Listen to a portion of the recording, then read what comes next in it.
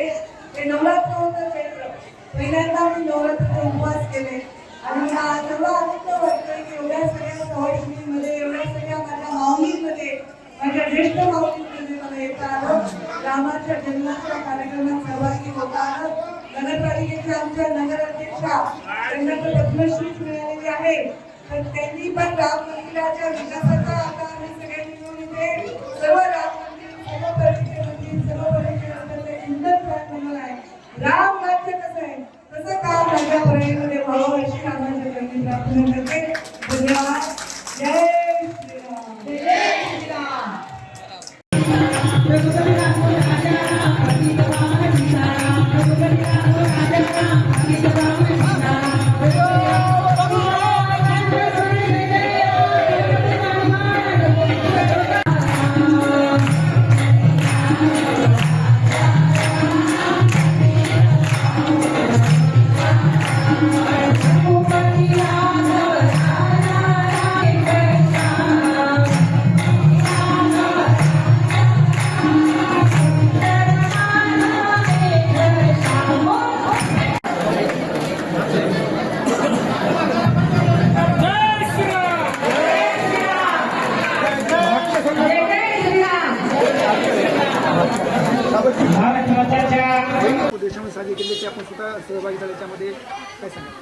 मला खूप आनंद झालेला आहे, कारण रामनवमीची मी वाट पाहत होते.